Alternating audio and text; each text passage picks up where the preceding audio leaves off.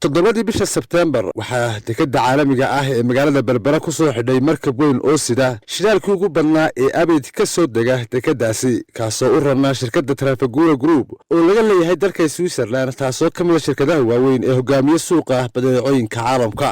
Shixnadan oo ka koobnayd 14,000 oo tan oo shidaal ah ayaa bilow u ahayd heshiis ganacsi iyo maalgashi oo horaantii sanadkan dhex maray shirkaddan iyo dowladda Soomaaliland kaasoo dhabaha u xaalaya inay Trafigura maalgashi isugu jira ballaarin iyo casriyeyn ku samayso goobta haamaha kaydka shidaalka ee magaalada Berbera. Heshiiska dhex maray dowladda Soomaaliland iyo shirkadda Trafigura ayaa ah mid ku dhisan istaraatiijiyad dhaqaale iyo qorshe ay labada dhinac ku doonayaan inay mustaqbalka uga faa'iideystaan abuurista suuqa iibka shidaalka geeska Afrika sida lagu sheegay warar ka soo baxay labada dhinac. Heshiiskan wuxuu fursad siinayaa in ay Trafigura u adeegsato terminalka hadda jira kaydinta wax soo saarka baaroolka la sifeeyay si suuq maxalli ah loogu isticmaalo gobolkan istaraatiijiyahan muhiimka ah, ayuu yidhi James Joslin, madaxa ganacsiga tamarta ee Afrika ee shirkadda Trafigura. waxaanu isagoo hadalkiisa sii wata intaasi raaciyay waxaan kala shaqaynaynaa dowladda Soomaaliland sidii loo yareyn lahaa xaddiga baaruudda ee shidaalka maxalliga ah ku jira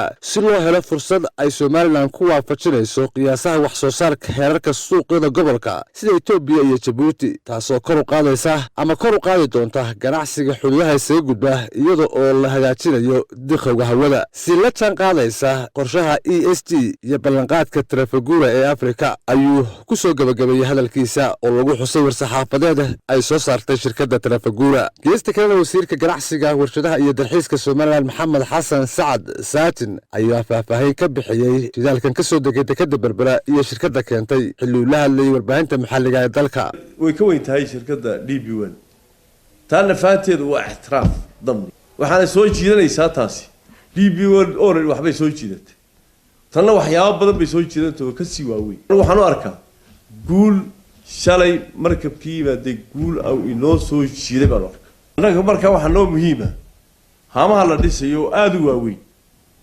waxay noqon doonaan ubadkeena kuwa ay dhaxlaan aakhirka way dhisayaan waxay la soo baxayaan way nagu soo wareejinayaan. haamaha la dhisana faantooda de waxa ku yeelanaynaa dowladda Soomaaliland budgetkeedu waxa ku yeelanayaa waxa kirada iyo qayb ku yeelanaya. waxa kale muhiim oo jirta in transit businesskaasi lacag fara badan laga soo gali doonto shaqaaleynna way ka imanaysaa.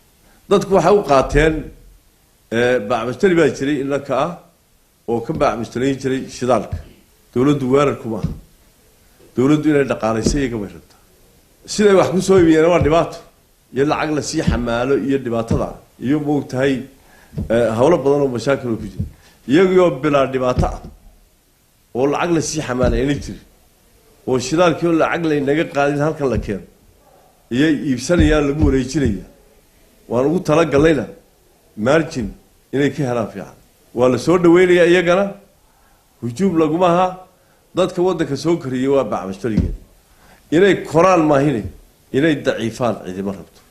waxaa iminka aan wadnay waxa weeyaan in haamo waaweyn oo casriya ay ka dhisaan Berbera. taan ugu tala galayna ma aha waxa isticmaalkeena shidaalku waa wax iska yar. waxaan ugu tala galay waxa weeyaan inaan bacmistari la sameeyno jiiraanka inaan la tartano jiiraanka oo qayb ka qaadan shidaalada lagu isticmaalo wadamada inaga dambeeya oo ka helo dakhli waddankeena anfaca.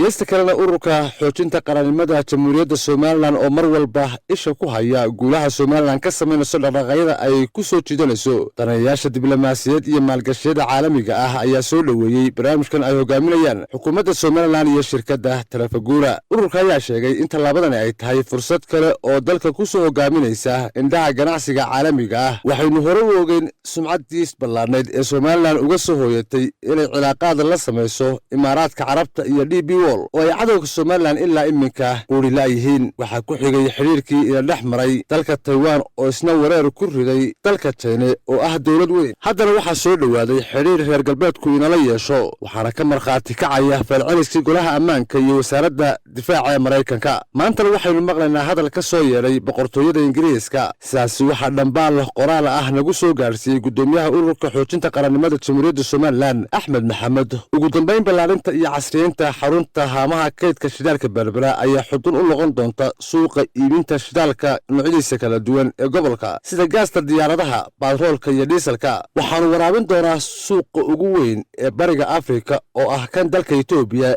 iyo dalalka kale ee baahida u qaba.